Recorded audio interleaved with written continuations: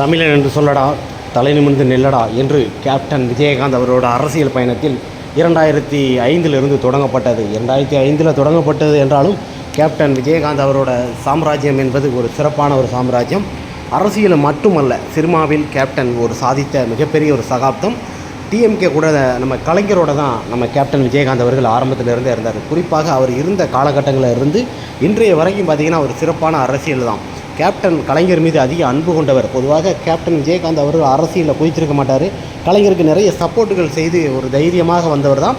சில விஷயங்கள் குளறுபடியாக சில விஷயங்களை செய்யும் போது கேப்டன் விஜயகாந்த் அவர்கள் தன்னோட அரசியல் பயணத்தை மக்களுக்கு நல்லது செய்ய துவண்டு வந்தார். அவரோட புள்ள ஸ்டாலினாக இருக்கட்டும், உதயநிதி, எல்லாரும் கூடமே நல்ல ஒரு நட்பு வட்டாரமாக கொண்டவர் தான் கேப்டன் விஜயகாந்த் அவர்கள். ஒரு அரசியல் ஆளுமை கொண்டபோது ஏடிஎம்கே டிஎம்கே இருக்கும் காலகட்டத்தில் ஒரு ஜாம்பவனாக எதிர்த்து வீழ்த்தும் அளவுக்கு எதிர்க்கட்சி தலைவராக கேப்டன் விஜயகாந்த் அவர்கள் அன்று ஒரு சரித்திரத்தை படைத்துள்ளார். சரித்திரம் படைத்திருந்தாலும் குறிப்பாக அரசியல் வேறுபாடுகள் எப்படி இருந்தாலும் கேப்டன் விஜயகாந்த் அவர்களை பொறுத்த வரைக்குமே அந்த ஸ்டாலினாக இருக்கட்டும், அவரோட அப்பா கலைஞராக இருக்கட்டும், அவங்க கூடலாம் நல்ல ஒரு பழக்கம். ஏன்னா நட்பு வேறு, அரசியல் வேறு என்கிற அளவுக்கு கருத்து வேறுபாடுகள் இருந்தாலும், அரசியலில் பல வன்முறைகள் இருந்தாலும், எதிரியாக இருந்தாலும் அரவணைக்கக்கூடிய ஒரு அன்பு சகோதராக தான் கேப்டன் விஜயகாந்த் அவர்கள் வழங்கினார். பொதுவாக அரசியல் களத்திலே கேப்டன் விஜயகாந்த் அவர்களை அரியணையில் அமர்த்த வேண்டும் என்பது தான் கேப்டனோட ரசிகர்கள். எங்கு சென்றாலும் வள்ளல் படை போல், அந்த கடல் போல் படைகள் அதிகமாக இருந்தது கேப்டன் விஜயகாந்த் அவர்களுக்கு. இதுபோல் படைகள் யாருக்கும் இருந்தது கிடையாது. அந்த அளவுக்கு ஒரு பக்கபலமாக கொண்டவர் கேப்டன் விஜயகாந்த் அவர்கள். பொதுவாக விருதாச்சலம் தொகுதியில் வெற்றி பெற்று அங்கு உள்ள மக்களுக்கு பாலம் என பல விஷயங்களை செய்து கொடுத்தார். இதே போல் திரும்பவும் கேப்டன் விஜயகாந்த் அவர்கள் முதலமைச்சராக ஆக வேண்டும் என்ற நோக்கத்துடன் தன்னோட ரசிகர்களும் தொண்டர்களும் அரசியல் கட்சி தலைவர்கள் எல்லாருமே மேற்கொண்டார்கள். பொதுவாக சினிமா வரலாற்றிலே புரட்சித் தலைவர் எம்ஜிஆருக்கு அடுத்து ஒரு ஜாம்பவானாக வந்தவரும் கேப்டன் விஜயகாந்த் அவர் தான். மக்களுக்கு வாரி கொடுத்த ஒரு வள்ளலும் கேப்டன் விஜயகாந்த் அவர்கள் தான். அரசியல் சாம்ராஜ்யத்தில் அந்த அளவுக்கு தகுடுபடியாக ஆக்கி சினிமாவிலும் சரி யாருக்கு என்ன வேணும் என்று ஒரு கட்ஸு பவரோடு இருக்கக்கூடியவர் கேப்டன் விஜயகாந்த் அவர்கள். அவரோட ரசிகர்கள் அவரோட தவறவிட்டம் என்று கண்ணீர் வடித்து கொண்டார். மீடியாக்களாக இருக்கட்டும், மற்றபடி வதந்திகள் செய்திகளாக இருக்கட்டும், இந்த மாதிரி தவறான சில மீடியாக்களை கேப்டன் விஜயகாந்த் அவர்களை வீழ்த்தியது. பொதுவாக கேப்டன் விஜயகாந்த் அவர்களை தவறவிட்டோம் என்று மக்கள் நிறைய வருந்திருக்கிறாங்க. குறிப்பாக கேப்டன் விஜயகாந்த் அவர்களுக்கு நம்ம எதுவும் பண்ண முடியலே, அவர் ஒரு முறை முதலமைச்சர் ஆக்கியிருந்தால் இந்த பசி இல்லாத நாட்டாக இன்று ஆக்கியிருக்கலாம். பசி இல்லாமல் கேப்டன் எவ்வளோ ரேஷன் கடையிலேருந்து நிறைய விஷயங்களை கொண்டு வந்திருந்தார். அந்த ஆளுமை பவர் கேப்டன் விஜயகாந்த் அவர்கிட்ட அதிகமாக இருந்தது. குறிப்பாக கேப்டனோட ஆளுமை அளவுக்கு எந்த ஒரு பவரும் யாருக்கும் கிடையாது. அந்த அளவுக்கு தைரியமான ஒரு மனிதன். அவரையே இவங்க சில விஷயங்களை செய்து சூழ்ச்சிகள் செய்து கேப்டனை வீழ்த்தி விட்டார்கள். கேப்டனை வீழ்த்தி விட்டார் என்பதை விட நாம தான் வீழ்ந்து விட்டோம் என்று அதிர்ச்சியோடு காத்திருந்த ஒரு காலங்கள் இருந்தது.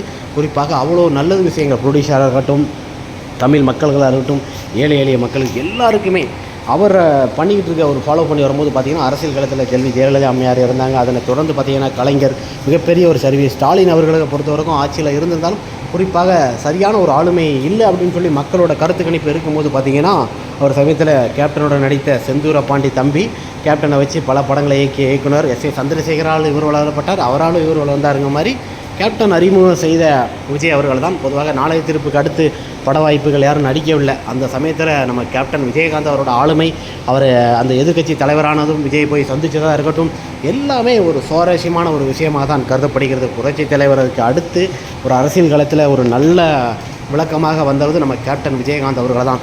அவரை போல ஒரு நல்ல உள்ளம் படைத்த மனிதன் யாரும் பார்க்க முடியாது. இந்த மீடியாக்கள் அவரை வீழ்த்தி விட்டது. இருந்தாலும் கேப்டன் எதிர்க்கட்சி தலைவனாக இருந்து ஒரு ஜாம்பவனாக வளம் வந்தவர் தான் நமது கேப்டன் விஜயகாந்த் அவர்கள். அரசியல் பயணத்தை இன்று அவரை ஃபாலோ பண்ணி வந்தவர் தான் நம்ம தளபதி விஜய் அவர்கள். பொதுவாக ஜோசப் விஜய் அவர்கள் இன்று முதலமைச்சராக இருக்கிறார். கேப்டனுடன் பல திரைப்படங்கள் நடிச்சிருந்தாலும் குறிப்பாக இளம் இதில் பார்த்திங்கன்னா ஃப்ளாஷ்பேக்கில் அவர் தான் நடிச்சிருப்பார். ஆனால் தமிழ்நாட்டோட முதலமைச்சராக வந்த பிறகு பொதுவாக ஸ்டாலின் அங்கிள் தீய சக்தி என்று குறிப்பாக நிறைய விஷயங்களை கருதப்பட்டார்கள். எந்த விஷயங்கள் கருதப்பட்டாலும் அவங்களோட கைகொடுத்து சில விஷயங்களை சட்டமன்றத்தில் சில விஷயங்களை பேசும்போது பார்த்திங்கன்னா அவங்கள எதிரியாக இருந்தாலும் வீட்டில் போய் சந்திக்கணும் என்ற ஒரு குணம் இருக்குது தெரியுமா? அந்த குணம் யாருக்கும் வராது. கேப்டன் விஜயகாந்த் அவரோட பாணியில் அவங்க வீட்டிலே போய் சந்தித்து அந்த எதிரிகளை பொறுத்த வரைக்குமே அவங்களுக்கு நம்ம என்றைக்குமே நண்பனாக தான் பார்க்கணும் அப்படிங்கிற மாதிரி முதலமைச்சரை போய் சந்திருக்கிறாரு. அதனை தொடர்ந்து பிரேமலதா விஜயகாந்த் அவர்களாக இருக்கட்டும், எல்லாருக்குமே வணக்கம் தெரிவித்து சட்டசபையில் ஒரு ஆளுமையோடு ஒரு சிறப்பாக நடந்து கொண்டார். நிறைய பேர் எடப்பாடி இது பண்ணலை அப்படின்னு சொல்லி நிறைய பண்ணுறாரு. அவர் வணக்கம் சில விஷயங்களை கரெக்டாக ஃபாலோ பண்ணலை. அவர் சிந்தனையில் இருந்துட்டு இருந்தார். ஏன்னா இவ்வளோ பெரிய பிரச்சனைகள், இவ்வளோ பெரிய ஆளுமைகள் இருந்து பல பிரச்சனைகளை தாண்டி சட்டசபையில் வந்து இவ்வளோ தூரத்துக்கு இருக்கிறாருன்னா எவ்வளோ பெரிய இது. பொதுவாக விஜய் அவர்களை பொறுத்தவரைக்கும் மக்களால் தேர்ந்தெடுக்கப்பட்டது. இப்போ இருக்க ஜனநாயகத்தில் பணநாயகத்தை ஒழிப்பதற்காக வந்தது.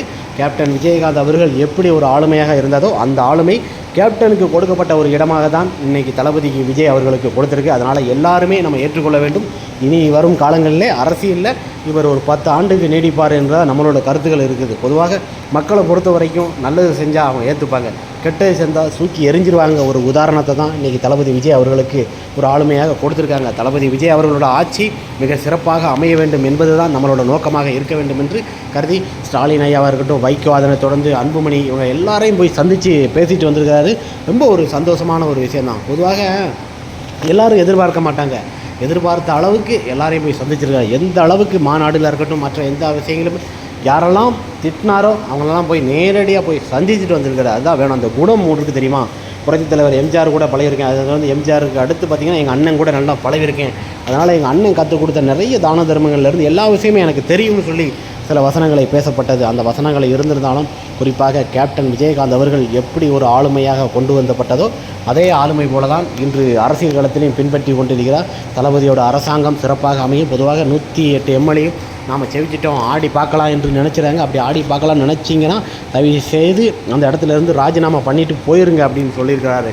இந்த ஆளுமை யாருக்கும் வராது. அன்புமணி அவர்களே முயற்சித்தார், இருந்தாலும் அவரே போய் அவர் வீட்டில் போய் சந்திச்சிருக்கிறார். இந்த மாதிரி குணங்கள் தமிழக வரலாற்றிலே எந்த ஒரு நடிகனுக்கும் வராத குணங்களை ஒப்பற்ற பாவியாக கொண்டு வந்திருக்கிறார் தளபதி விஜய் அவர்கள். அவரோட ரசிகர்களாக இருக்கட்டும், குழந்தைகளின் ஒரு அரசன் தான் நான் திரும்பி சொல்வேன். குழந்தைகளால் உருவாக்கப்பட்ட ஒரு ஜனநாயகம் தான் நம்ம தளபதி விஜய் அவர்களோட அரசியல் களத்தில் ஒரு சிறப்பான ஒரு அரசியல் மாண்புமிகு மாணவன் தலையெடுப்பது என்பது ஒரு சிறந்த ஒரு விஷயம்தான்.